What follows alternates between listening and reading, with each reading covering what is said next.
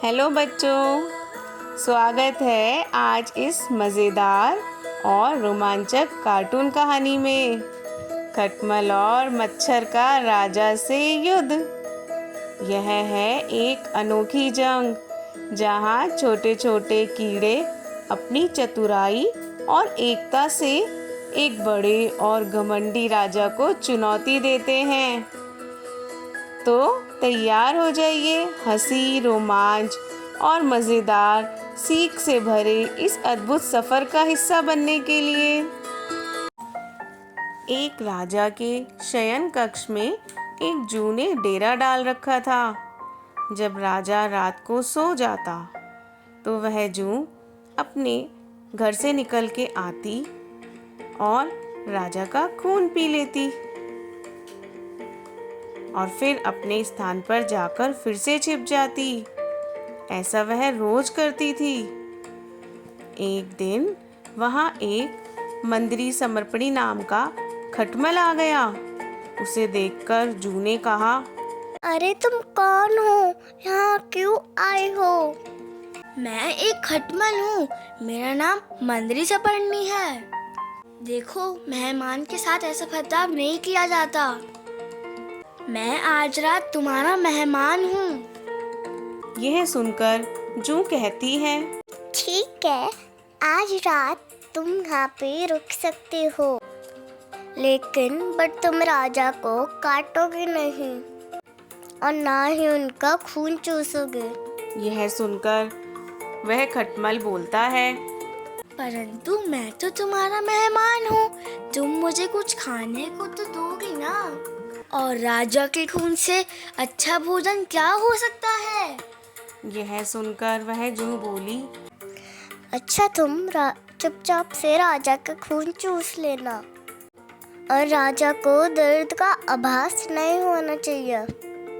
यह सुनकर मंदस्पर्णी नाम का खटमल राजा के बिस्तर तक पहुंचकर सोचता है, अरे मुझे तो कोई पकड़ ही नहीं सकता। अब तो राजा मेरी दावत है। यह राजा है या फिर चलती फिरती थाली?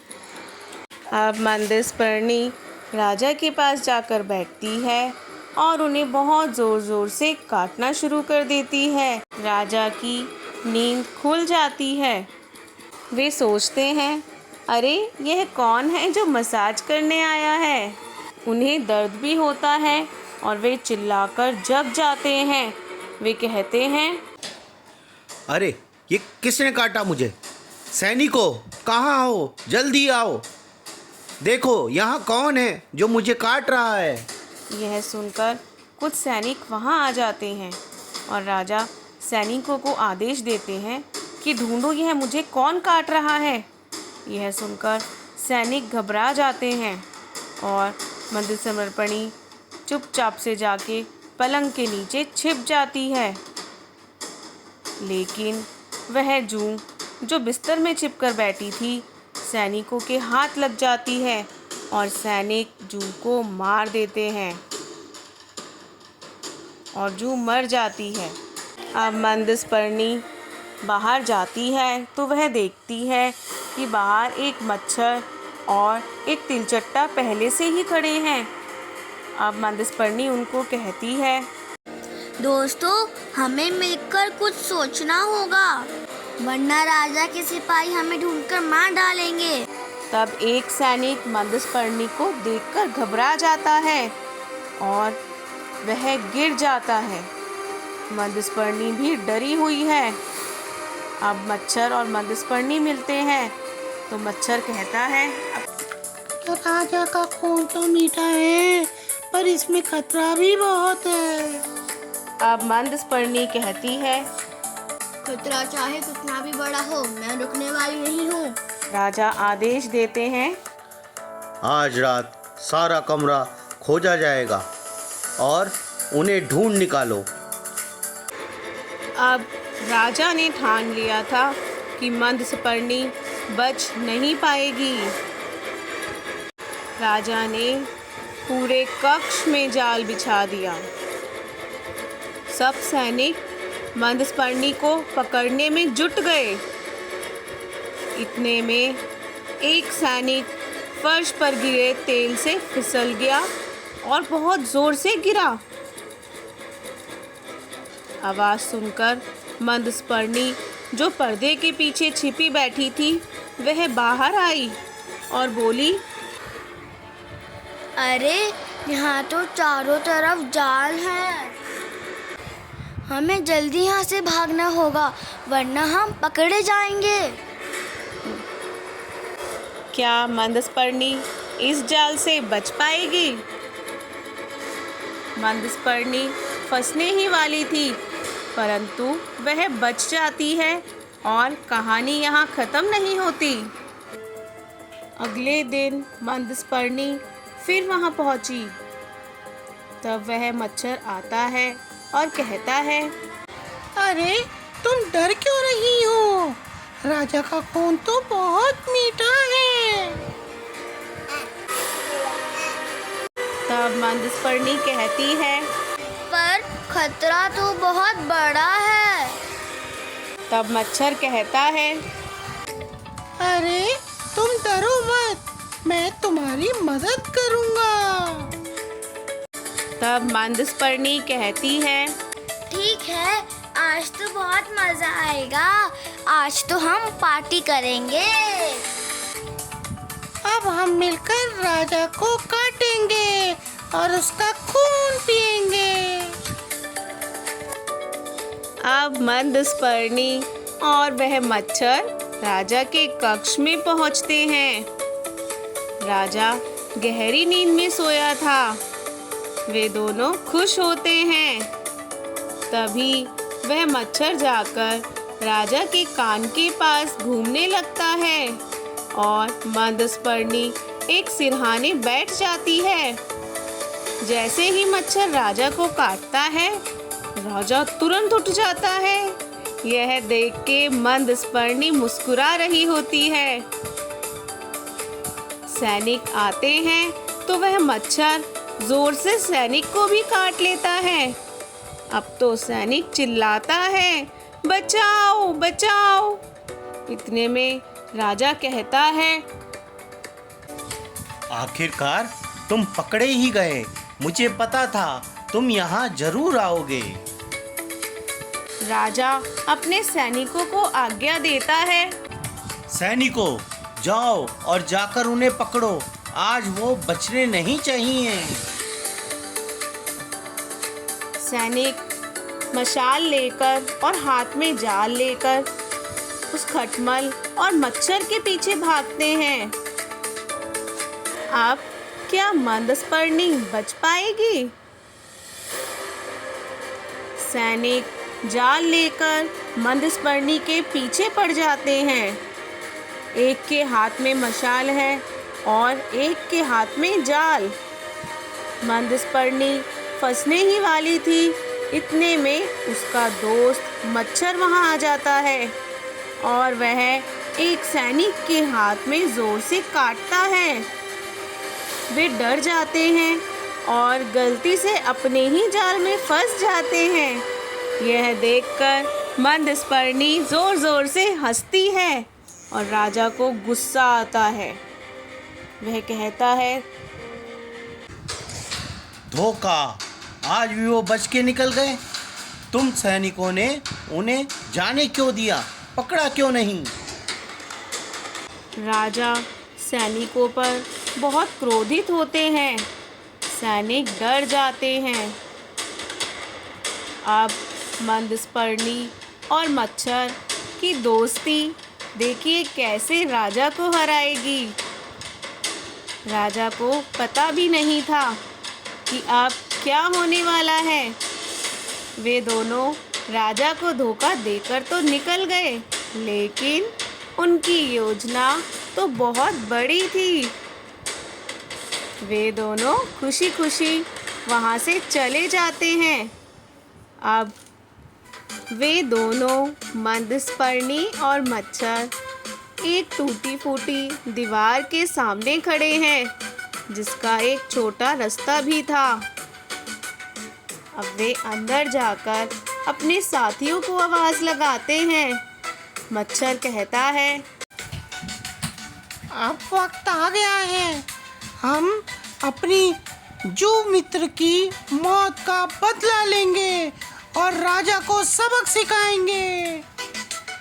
तब मंदस्पर्णी कहती है, अगर हम मिल जाए तो हम सब मिलकर राजा और उनके सैनिकों को हरा सकते हैं। यह सुनकर वह चींटी कहती है, अरे ये लोग हमें देखते ही पैर के नीचे कुचल देते हैं।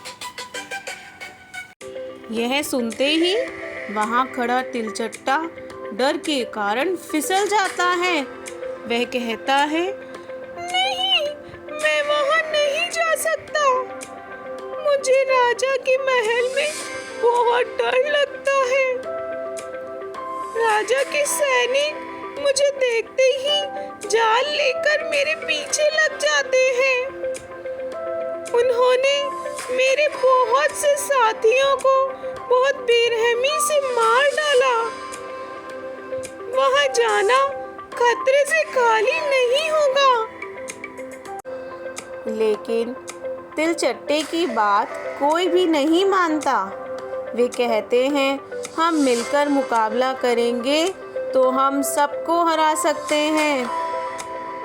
तो क्या इनकी यह सेना राजा को हरा पाएगी? राजा को तो पता ही नहीं था उसके खिलाफ एक कीट सेना खड़ी हो चुकी है। और दोस्तों, जब सब मिलकर काम करते हैं तो जीत तो निश्चित है। राजा गुस्से में कहता है, अब और चालाकी नहीं बच चलेगी। ऐसा जाल बिछाऊंगा कि वे बच नहीं पाएंगे। सैनिक बड़े बड़े जाल लेकर राजा के कमरे के चारों तरफ बिछा देते हैं। अब सारे कीट मिलकर बहुत खुश हैं।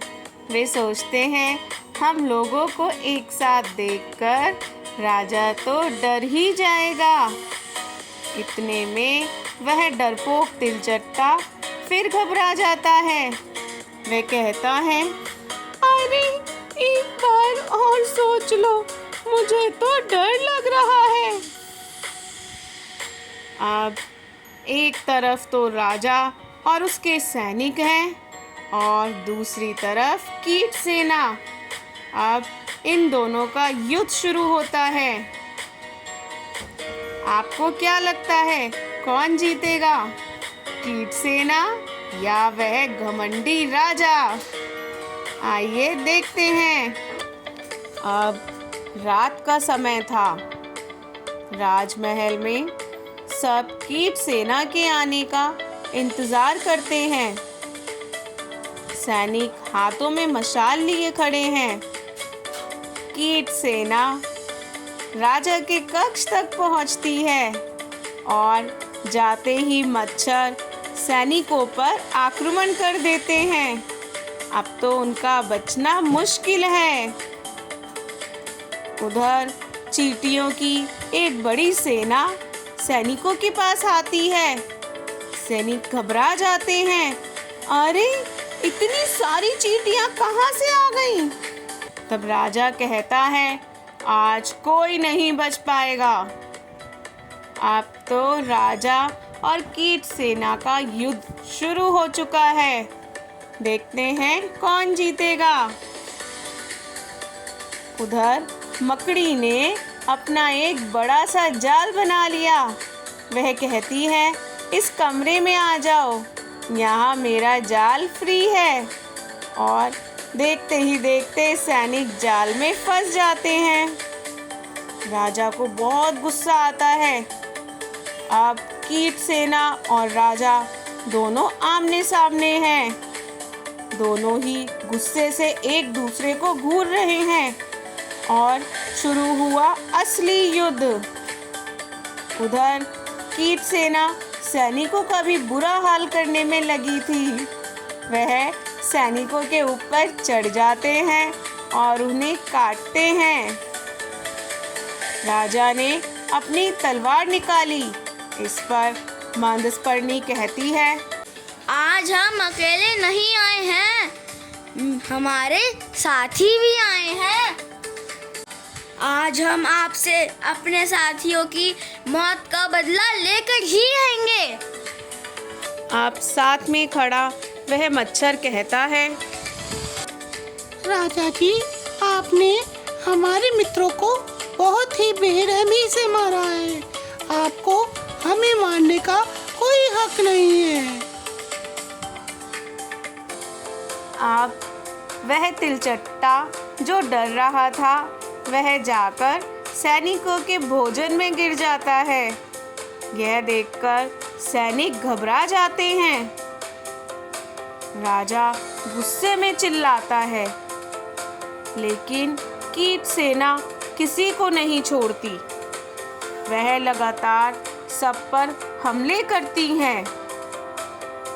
अब तो राजा और मच्छर का युद्ध शुरू हो गया।